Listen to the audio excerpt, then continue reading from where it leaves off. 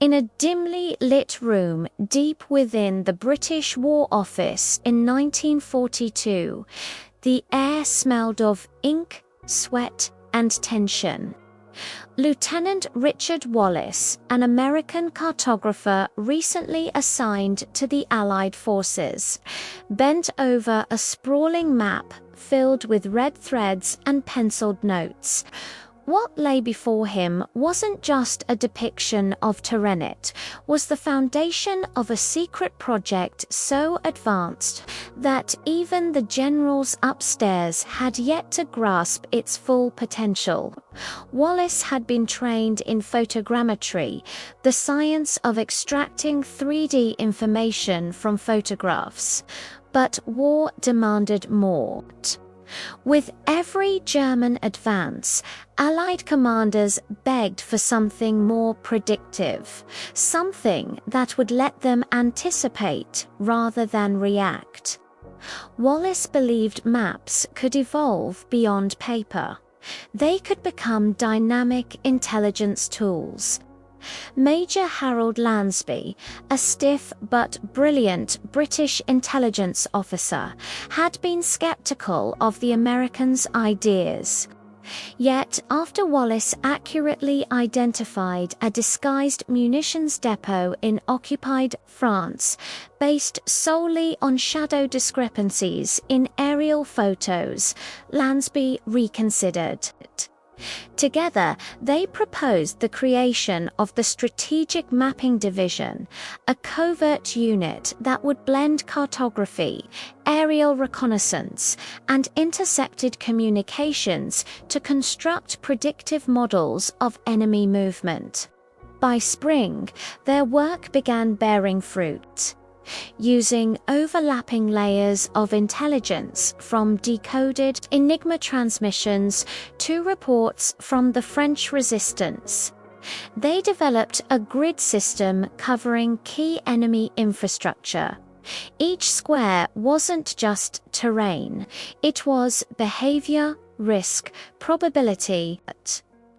This early fusion of data points allowed commanders to see not just where the Germans were, but where they were going. One breakthrough came during preparations for Operation Husky, the Allied invasion of Sicily. The mapping division's models forecasted German counterattacks with such precision that Eisenhower's staff altered their deployment strategy, saving countless lives. The map, once doubted, was now a weapon. Wallace didn't know it at the time, but his obsession with data layering and geospatial intelligence would echo far beyond the war, in corridors yet unbuilt. Engineers and scientists would one day cite these methods as the philosophical birth of satellite mapping, digital terrain modeling, and, eventually, Google Earth. But in 1942, Wallace and Lansby were simply trying to survive and win a war one grid square at a time. The new headquarters of the Strategic Mapping Division looked nothing like a war room, hidden inside a remote English estate, surrounded by hedgerows and misty fields. The converted manor was a labyrinth of map tables, photo enlargers, and chalk-covered blackboards in its main chamber. A massive wall displayed the Allied war-ridden, ever-evolving mosaic of intelligence, hand-marked by dozens of analysts. Wallace, now promoted to captain, worked closely with mathematician Dr. Evelyn Ford, a former Oxford professor who applied statistical models to troop behavior. Her algorithms, fused with Wallace's terrain data, gave the war grid a frightening new capability. Foresight: if a supply line vanished or if fuel depots went dark, Ford's model could infer why and predict what came next. When Luftwaffe bombing patterns shifted in early 1943, It wasn't Bletchley Park, but the mapping division that saw the change first. German bombers were avoiding previously targeted zones, steering toward industrial sites near Birmingham. Wallace's team traced the logic, recalculated supply needs, and issued warnings that helped factories brace for impact days before bombs fell. Even skeptical commanders grew to respect the strange partnership between statistics and strategy. "It's like watching the war from 1,000 feet above," one general remarked after reviewing the grid. The system's impact rippled through Allied decision-making, changing how battles were chosen, when reinforcements were moved, and which areas were sacrificed. To safeguard their methods, Wallace pushed for increased security. The estate was cordoned with guards and encryption protocols. Even within military circles, few knew the full scope of what the mapping division was doing.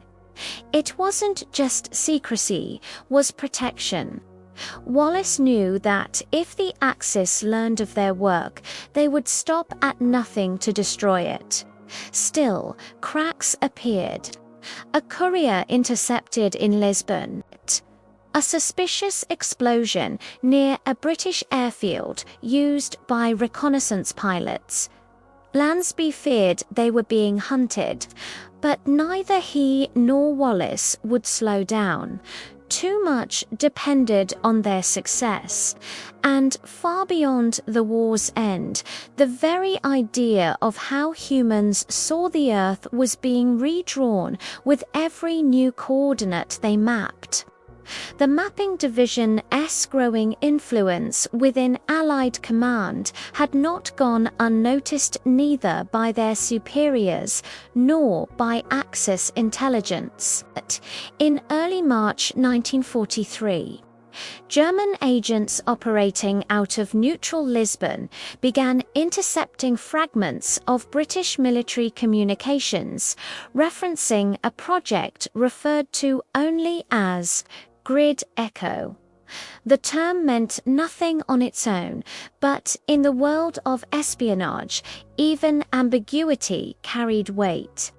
Soon, Berlin ordered a dedicated effort to uncover what the Allies were hiding.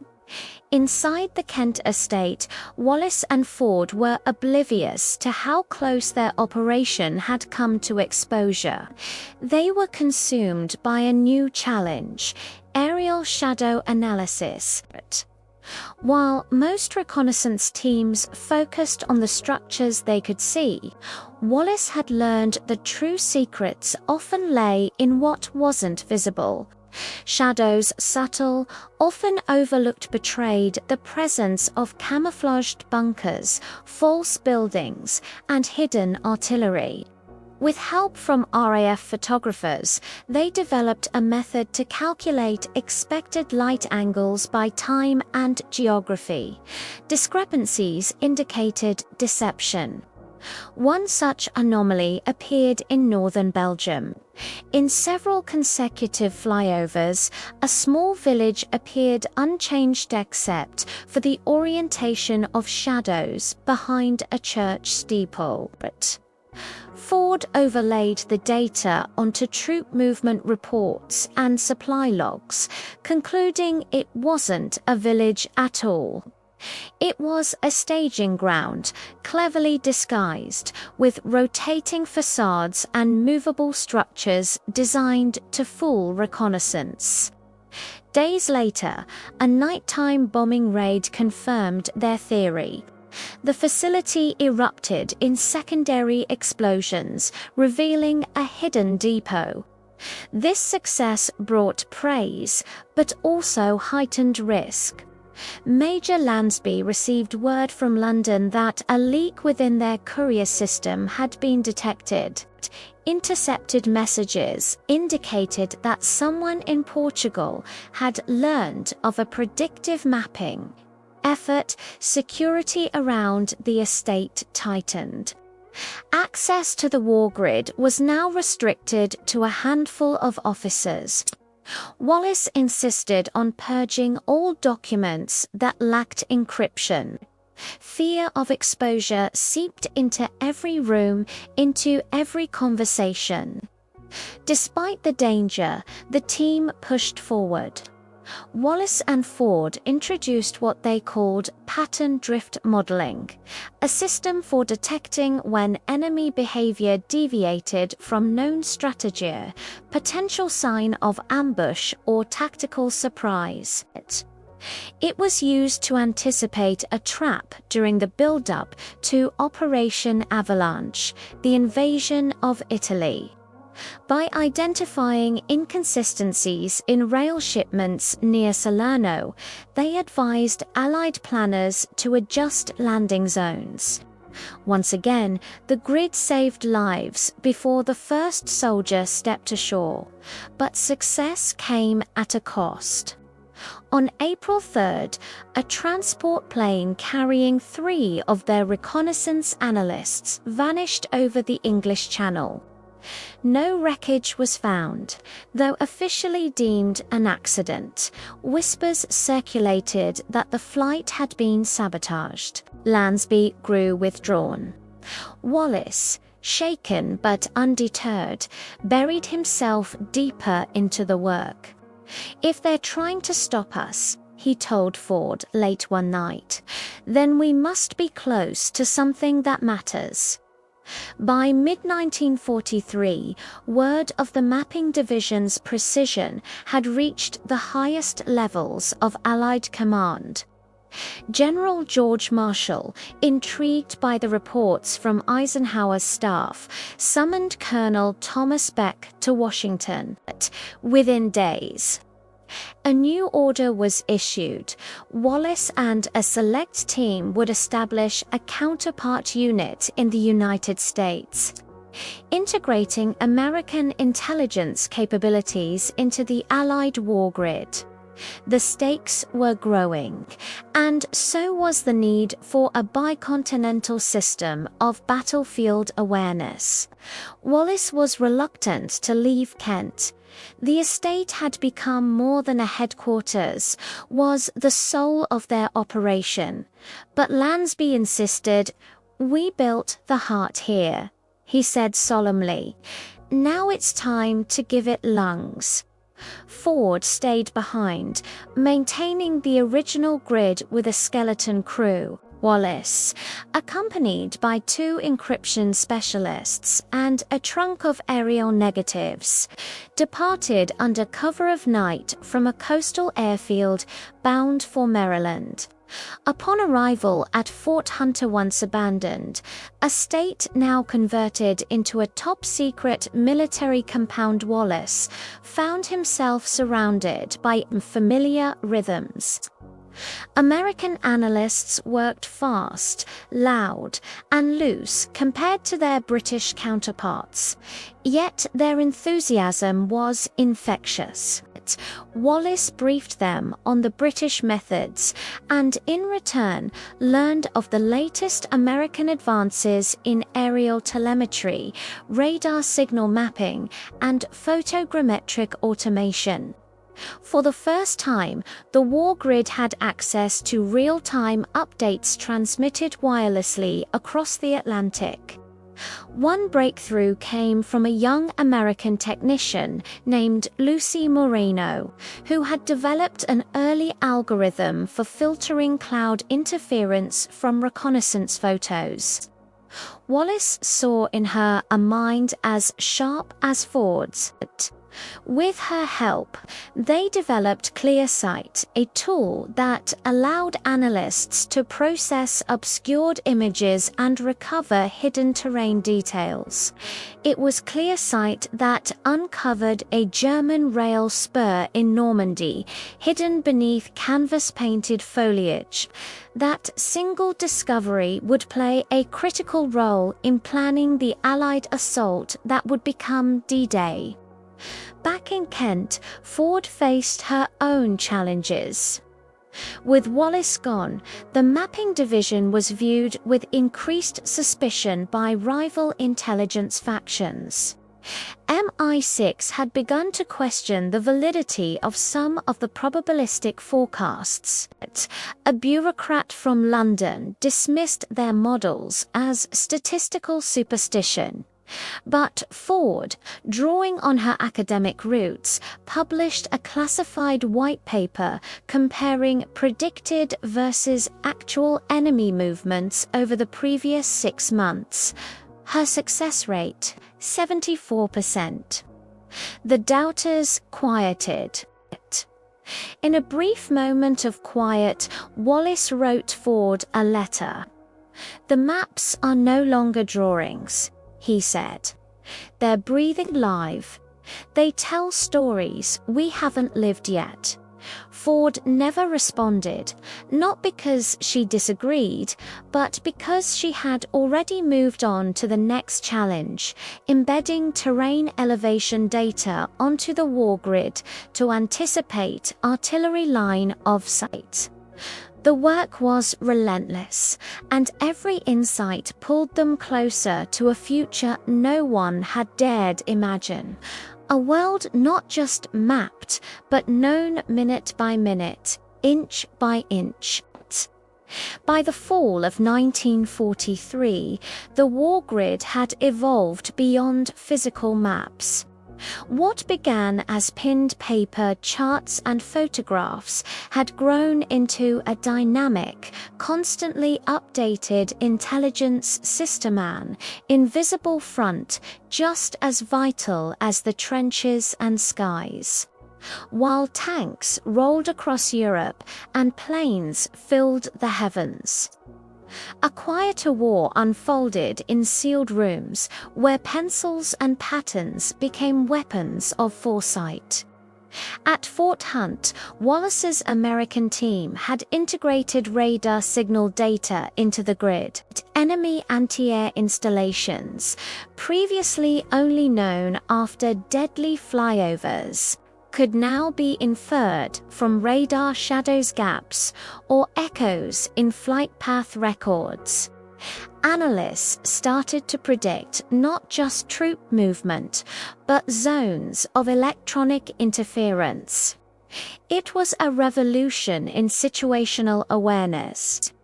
"We don't have to see the guns anymore," Wallace said during a briefing. "We just have to feel their silence."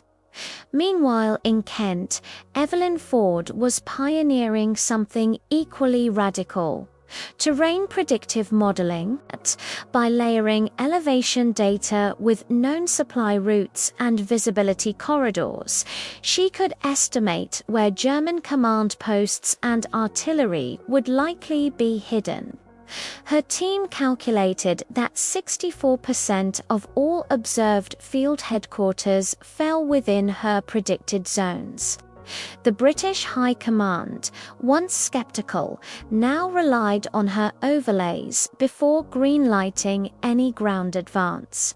But with growing influence came dangerous expectations.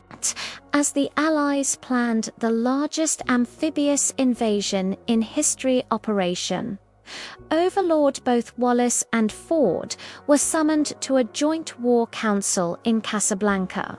The generals demanded certainty. Where would the Germans concentrate their panzer divisions? How fast could they respond once the beaches were breached? Could the grid show the future, not just the present?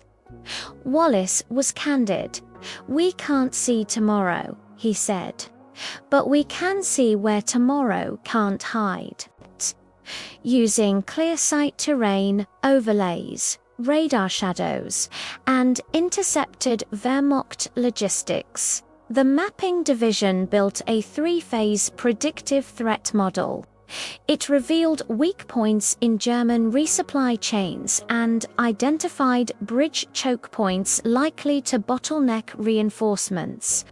Those maps were flown back to London in lead-lined cases, reviewed by Eisenhower himself, and quietly embedded into the DIT plans. Still, not everyone believed. A high-ranking American general dismissed the intelligence as academic speculation. Ford, unfazed, handed him a dossier of past predictions. Battles preempted, ambushes avoided, cities spared. "Speculation doesn't save lives," she told him, "but patterns do." Her words echoed through the hall, quiet, firm, and impossible to ignore. As Allied ships gathered in southern England and paratroopers practiced in the dark, Wallace and Ford returned to their posts. There was no victory to celebrate yet, only work. The grid pulsed with data. 1,000 hands traced 1,000 lines. And in that vast tangle of ink, paper, light, and code, the war's next chapter waited to be uncovered before a single boot touched the sand. On the eve of June 6, 1944, the Mapping Division-S war room pulsed with the intensity of a command center on the front line.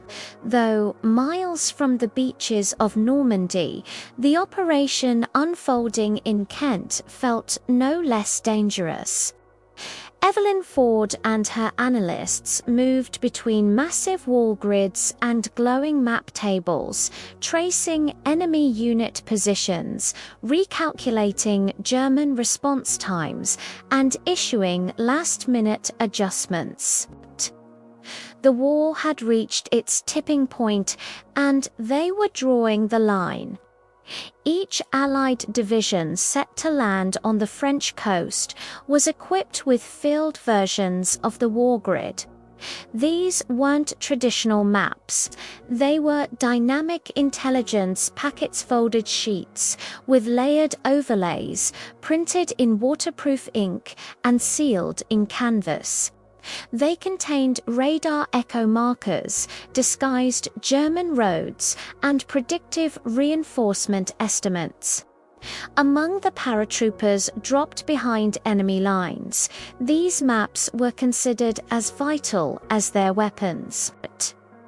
In Fort Hunt, Wallace watched the same moment unfold through radio transmissions and filtered data updates. D-Day had begun. The Mapping Division's predictions were now being tested by history itself. Through patchy communications and field relays, reports began to trickle in. Predicted ambush sites had been accurate to within hundreds of meters. Suggested drop zones bypassed the worst of German anti-air placements. Even the feared panzer divisions arrived late, their pathways slowed by choke points identified months earlier by Ford's models. But there were failures, too. One sector along Omaha Beach showed no signs of heavy artillery in the war grid. Yet Allied troops were met with withering fire. A mist bunker dug into a cliffside and camouflaged beneath stone and moss had evaded even the sharpest analysis. Dozens of lives were lost before the position was neutralized. Wallace, upon receiving the report, sat in silence for nearly an hour. "We can see far," he whispered, "but not through everything." Haunted but undeterred, the Mapping Division initiated what they called ghost updates, real-time battlefield corrections transmitted to field commanders through encrypted radio. Ford coordinated with British intelligence to map fresh troop movements using aerial snapshots captured only hours earlier. For the first time, a battle map was not static. It evolved, shifted, reacted, and with it, so did the strategy on the ground. The Allies broke through, not just because of bravery, or tanks, or sheer numbers, but because they moved with vision, with insight. The war grid had become more than a secret tool. It was now an extension of the Allied mind navigating chaos with calculated resolve. And in the candlelit plotting rooms of Kent and Maryland, as shells fell on distant beaches, Ford and Wallace understood something profound. They had not just charted the war, they had reshaped its very rhythm. As Allied forces pushed inland from the beaches of Normandy, the mapping division faced a new challenge: mobility. No longer could they rely solely on fixed plotting rooms and static intelligence hubs. The war was moving fast. Towns, liberated by morning, were being shelled again by night. To keep pace, Wallace proposed a radical concept: a mobile mapping command center capable of field deployment. Thus was born the signal cart, a truck outfitted with foldable map tables, encrypted radios, and photographic equipment designed to bring the war grid to the battlefield. 3 such signal carts were dispatched, one to Patton's Third Army, another to Montgomery's northern front, and a third kept mobile between Allied HQ. Wallace personally oversaw the training of their crews, ensuring that they could not only read the maps but contribute to them. Reports, photos, troop positions, all were transmitted back to Kent and Fort Hunt, where updates were processed and sent forward again. For the first time in history, military cartography was becoming truly interactive, but no mapping could survive without encryption. The Germans were listening, and with the Allied push gaining momentum, they ramped up their radio interception efforts. That's when a quiet genius named Miriam Adler, a Jewish refugee turned cipher specialist, stepped in. Working under British intelligence, she developed a layered code system that disguised map coordinates using fragments of Latin poetry, architectural blueprints, and even botanical terminology. Only those trained in the system could decipher it. Outsiders saw nothing more than cryptic fragments. Adler's code was tested when a signal cart en route to Chartres was ambushed. The vehicle was destroyed, the maps scattered. But when German officers recovered the documents, they found nothing of value. A captured note read simply, "Livia's column overlooks the Orchid Vault." To the mapping division, it indicated German armor regrouping near a railway tunnel. To the enemy, it was gibberish. Back in Kent, Evelyn Ford marveled at Adler's system. "We've weaponized ambiguity," she said, "turned poetry into protection. It wasn't just clever, it was necessary."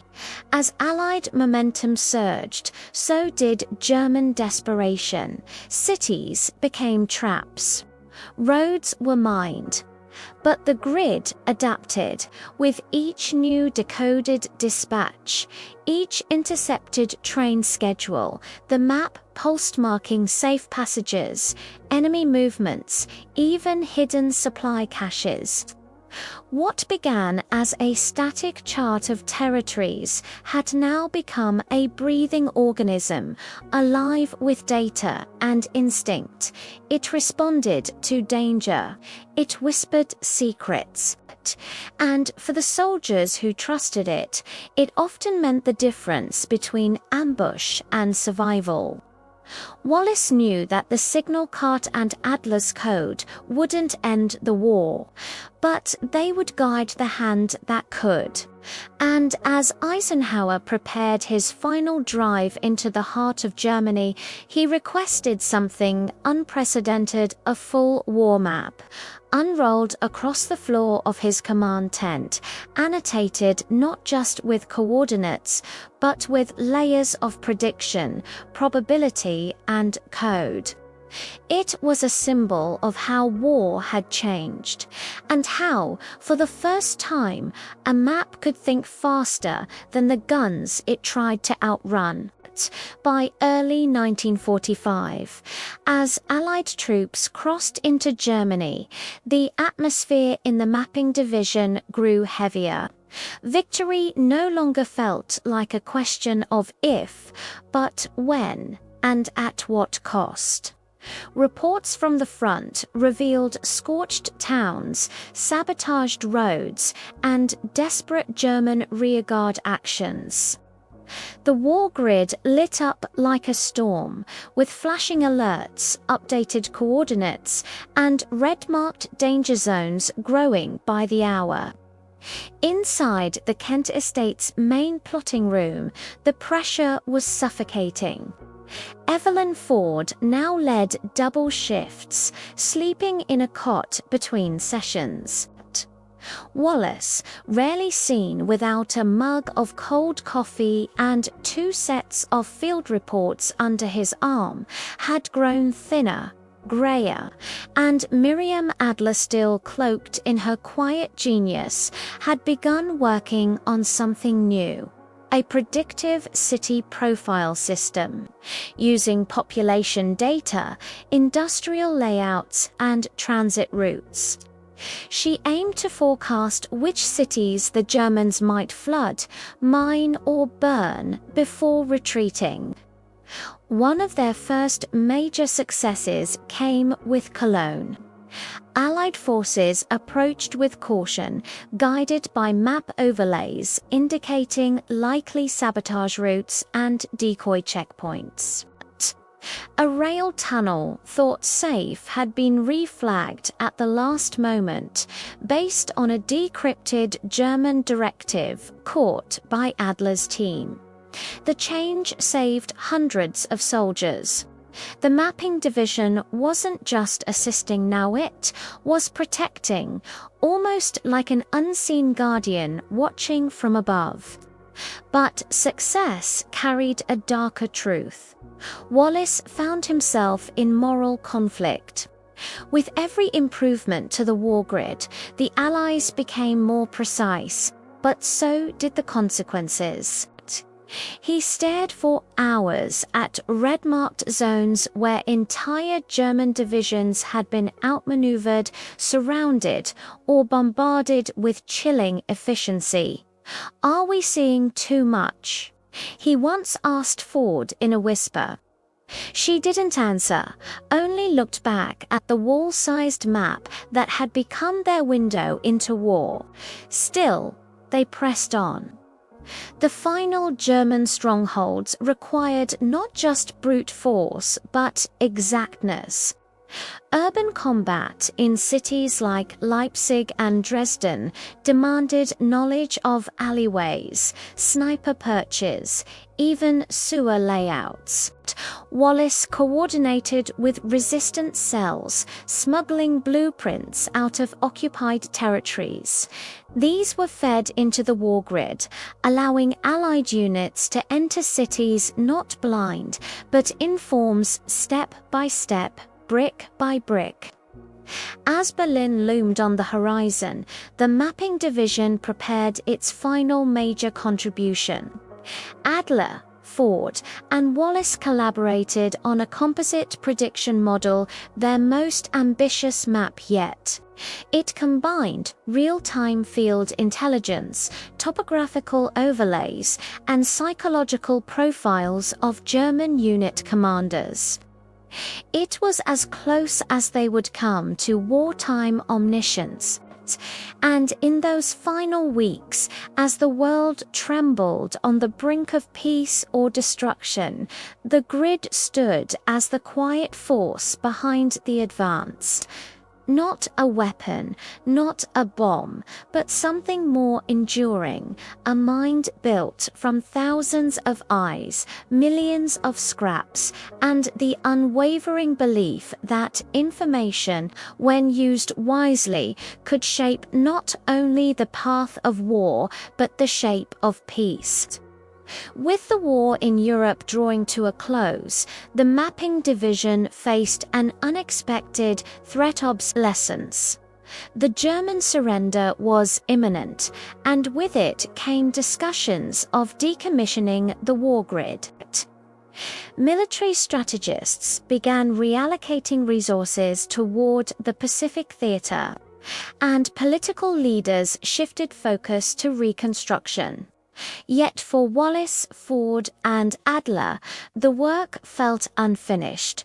The grid held not just tactical value, but historical significance. It was a living memory of the war, one they feared would be erased in the bureaucratic rush to demobilize. Rumors began circulating that the entire archive would be dismantled, boxed up, or worse, destroyed to protect intelligence secrets. Wallace was furious. "We've built the nervous system of modern warfare," he told Colonel Beck, who had returned from Washington with orders to repurpose the estate for peacetime training. "If we bury it now, we lose everything we learn, every insight, every error, every breakthrough." Ford proposed a bold alternative: preservation through civilian science.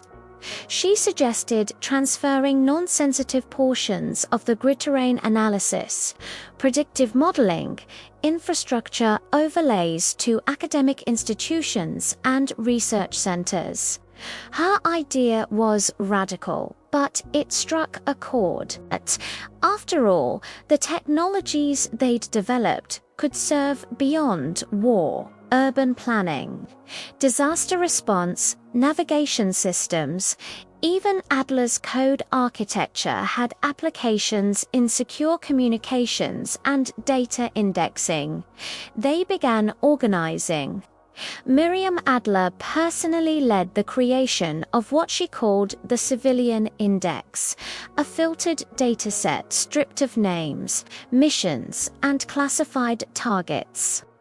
Ford wrote an accompanying manual on probabilistic mapping for university geographers. Wallace lobbied Eisenhower's staff to support the preservation project.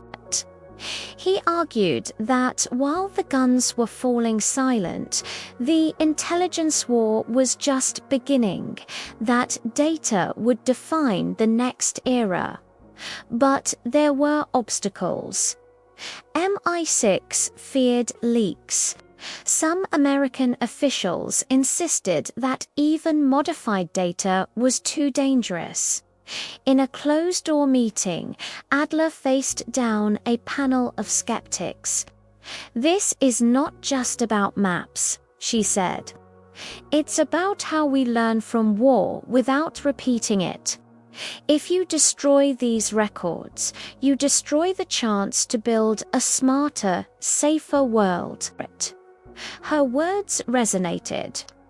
In a compromise, select portions of the archive were approved for civilian use, beginning with U.S. Army engineers and the newly formed RAND Corporation.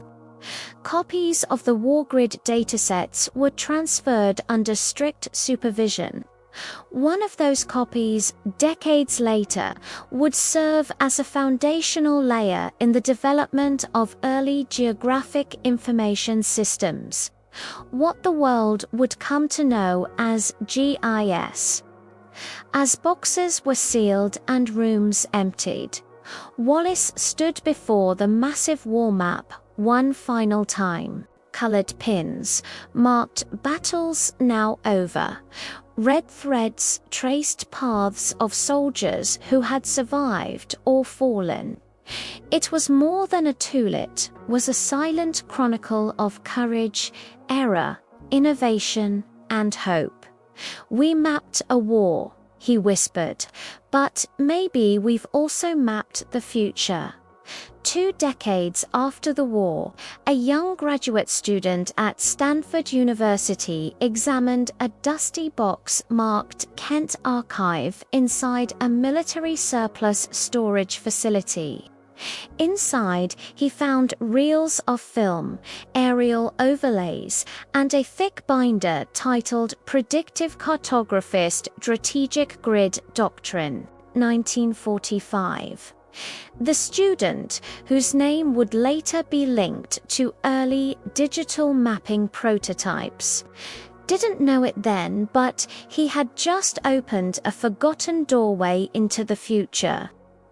Back in the final days of 1945, Major Wallace returned to civilian life, declining promotions and medals.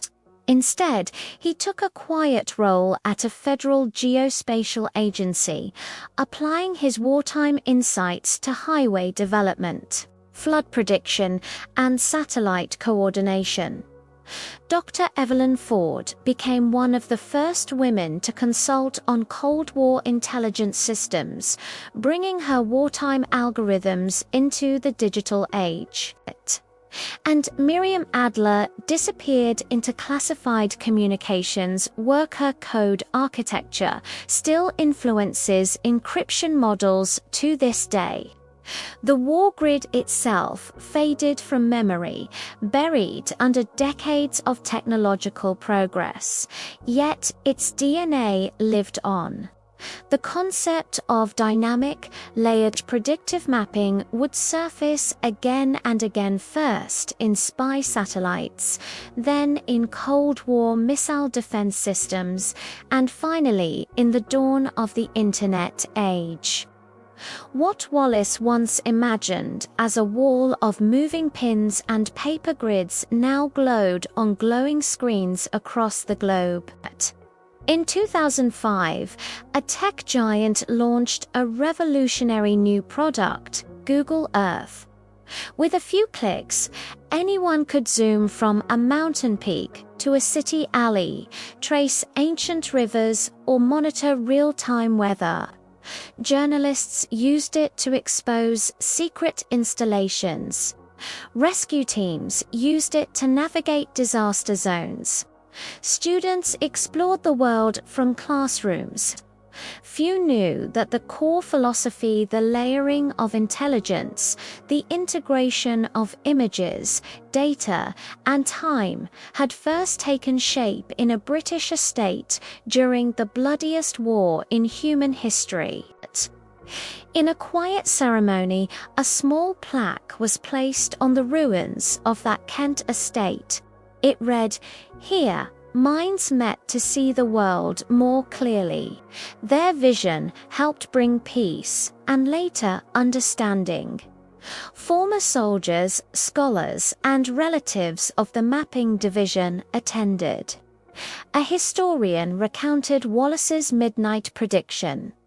"One day, these maps won't be painted or printed, they'll move." Everyone present knew he had been right. History often remembers the battles, the generals, the treaties. But this story, buried in archives, stitched into algorithms, scattered across digital skies, remains one of quiet revolution. They were map makers, yes, but more than that, they were dreamers of clarity in chaos, cartographers of possibility. They didn't just chart the war, they illuminated the path forward.